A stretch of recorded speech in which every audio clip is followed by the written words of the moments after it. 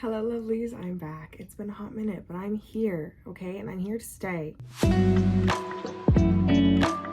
Today we are going to be tier ranking my 5-star books, all of them. We're going to tier rank all of the books I've ever rated 5 stars. So let me explain my little categories that I have going on here. We've got I'll Die Fighting for this at the very top.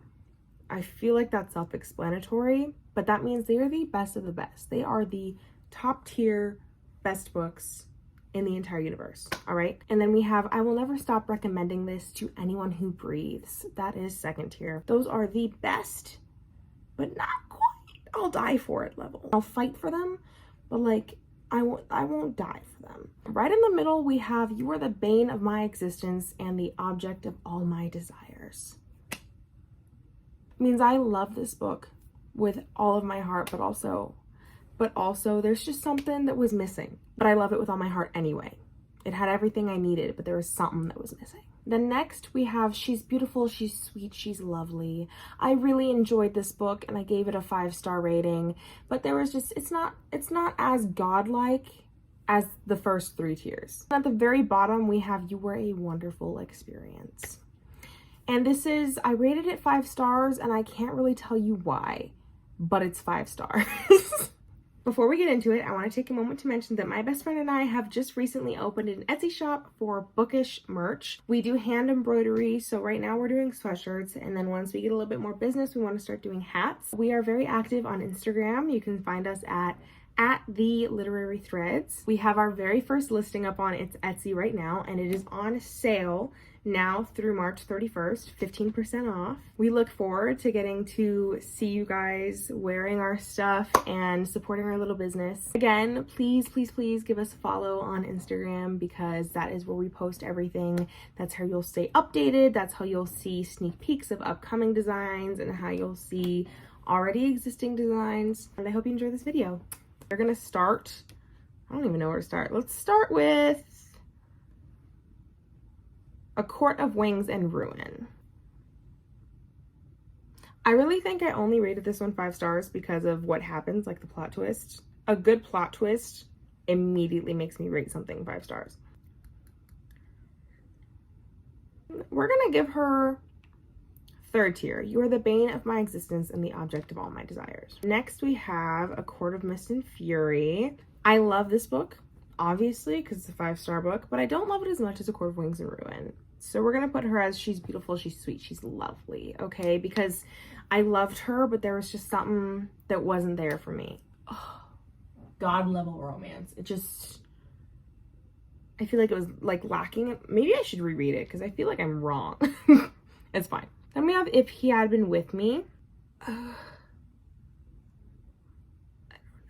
We're gonna put it at tier 3 because while I did rank this 5 stars and I cried my eyes out for about a week, up until the very last like 4 chapters of the book, I felt like it was kind of dragging. It was a little bit boring, even though I think I read it in 2 sittings. I sat down twice and I read this book, but it was dragging a little. Okay, and then we have Credence. I'll die fighting for her. I will die fighting for Credence. A lot of you hate on it, and I get it. I get why. I can see your reasoning, but I love this book. This book, oof, it does something to me, okay? Does something.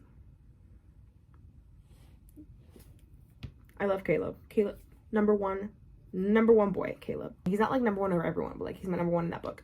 They both die at the end. I'm gonna put this at the very bottom with You Were a Wonderful Experience because I gave it 5 stars because it made me feel a lot of emotions. Like I giggled, I cried a lot, obviously. And even though I knew what was gonna happen at the end, given in the title, I was still shocked. So I gave it 5 stars because it made me feel like a strong emotional connection. However, I don't actually know if it was worthy of those 5 stars. Next, we have A Court of Silver Flames. I will never stop recommending this to anyone who breathes. A Court of Silver Flames is my favorite ACOTAR book, and if it's any consolation, Cassian is my favorite Bat Boy. He's just the Lord of Bloodshed, you know what I mean? He's just, I love him. I love him so much. Then we have If Only I Had Told Her by Laura Nolan. I'm gonna stick her at She's Beautiful, She's Sweet, She's Lovely, because while I did love it, I didn't love it as much as If You Hadn't With Me.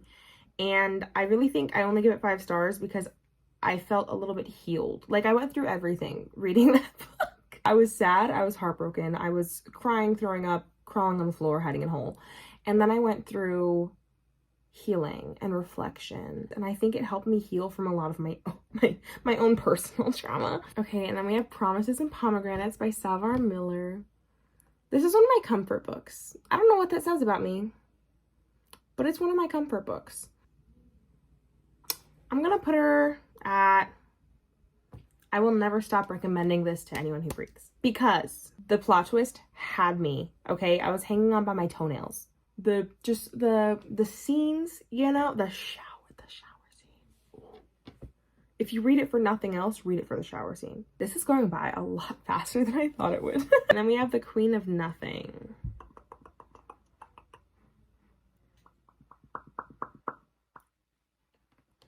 That's also going to be tier 2. Let me tell you a story.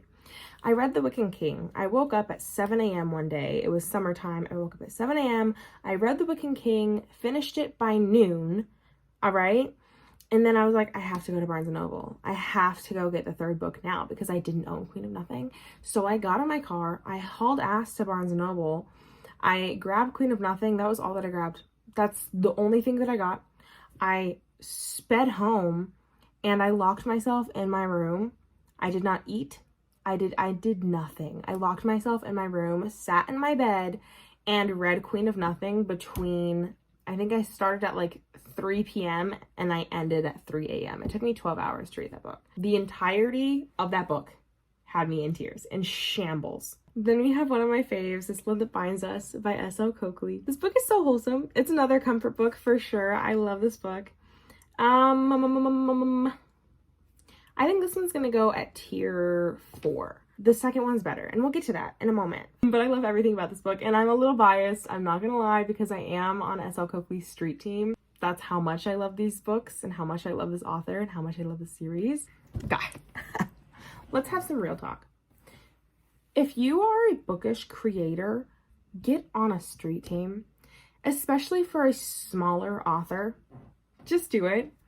Because before I was accepted into the street team or asked to join, I did not feel connected to the bookish community whatsoever. I felt like I was doing my thing, and there were a few people that would like interact with my stuff consistently, but very few. And I was struggling to actually find a following and find like people that supported me as a creator. I got into the street team and I immediately had this amazing, wonderful group of girls who are also in the bookish community on Instagram.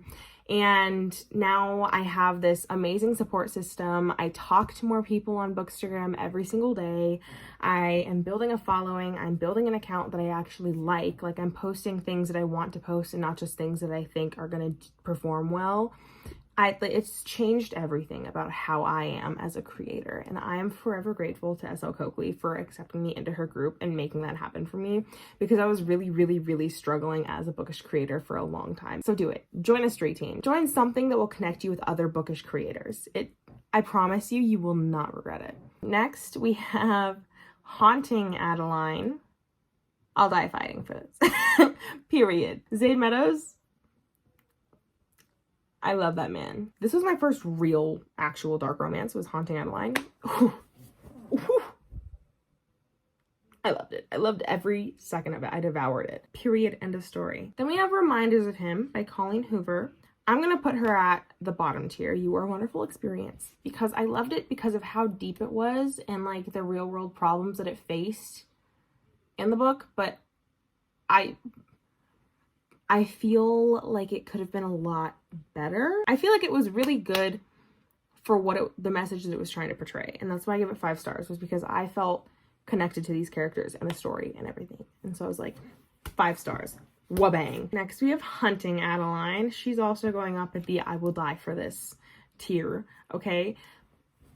I like hunting better than I like haunting. There's the first part 1, just...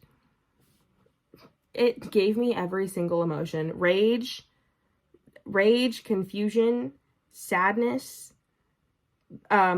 joy at parts because of how freaking badass Adeline is. I love that she can do all of that while having a man. And I know that Zayd is part of the reason why she was able to do the things that she was doing. But like most of the time, she was an independent woman, okay? Adeline Riley is a top tier woman. Zayd and Addie, they are the godly book couple. All right, next we have Crescent City, House of Earth and Blood. That is going to be my final I'll die fighting for this book. I love Crescent City, House of Earth and Blood. Again, it made me go through every emotion, but then also it has like everything that I want in a book. It has mystery aspects, it has thriller aspects, it has supernatural, it has fantasy, it has romance, it literally has everything that I love, okay? Everything that I love in one book. Yes, it's long. Shut your mouth. Mind your business. Because it's worth it. Last but not least, we have This Blood That Burns Us by S.O. Coakley, which is the second book in the This Blood That Binds Us series. Books 3 and 4 are coming out this year. I'm gonna put her at, you were the bane of my existence and the object of all my desires. So tier 3. My favorite character in these books, his name is Zach Calum, okay? He is one of the older brothers. He's perfect. He's not the main character. And that's okay. He really makes these books for me, I'm not gonna lie. I love these books so much for everything about them because it's like golden retriever energy, frat boys, newly turned vampires. They're running from a cult. Can I mention them running from a cult, okay? And then they meet little Kimberly Burns, just a little human, just minding her own business. And everything about it is just perfect. It's found family. It's like friends, sort of friends to lovers, I guess. They're like, they don't like each other for a brief moment. Or I guess she doesn't like him for a brief moment, but then they're friends to lovers. The brotherly bonding in these books is so cute. And This Blood That Burns Us really just, it delivers, okay? The like high stakes level of this book, beautiful, beautifully done, beautifully written. I'm so excited for book 3 because book 3 features Zach as one of the main characters, like has his own POV chapters. Cannot wait. These are my 5-star books ranked from I'll die for it to it's here because it's here. I'm really shocked, honestly, that I have the most in the top tier category, like the most amount of books. I did not think that was going to happen. I thought that I would have more towards the middle. Let me know if you agree with these and let me know what you would have done differently. Love you, lovelies. Thank you so much for being here. Mwah.